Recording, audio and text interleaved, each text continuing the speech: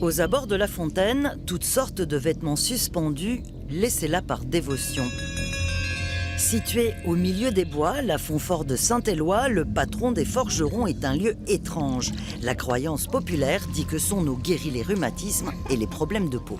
Tous les ans, je viens. Parce que j'ai eu des exemples dans ma famille où les gens ont été guéris. Quelle quantité vous allez rapporter? J'en donne à des amis. Voilà.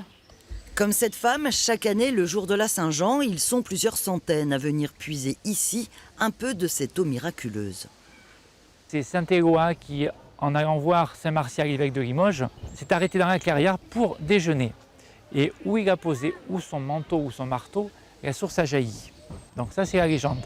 Alors ensuite, nous, l'origine, on ne sait pas exactement de quand elle date, mais on sait que c'est très ancien. Ça date au moins des Gaulois ou des Celtes. Parce qu'à l'époque, on faisait le culte de l'eau, du soleil.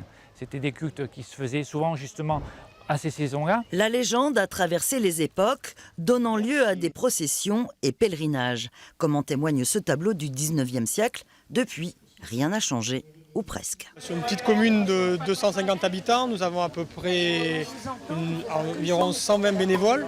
Nous avons pas d'eau, pas d'électricité, donc nous amenons tout. C'est le travail d'une semaine pour une soirée. On a beaucoup de gens qui viennent d'au-delà de Limoges ou d'au-delà de Brive pour cette manifestation maintenant. Il y a des gens qui ont l'engouement pour la fontaine et qui viennent parce qu'il y a toujours un petit peu un sens du sacré et du mystère. Et puis il y a aussi beaucoup de gens qui viennent pour la fête. Cette année encore, plus d'1 millier de personnes est attendu à la Fontfort, où l'on danse jusqu'à l'aube.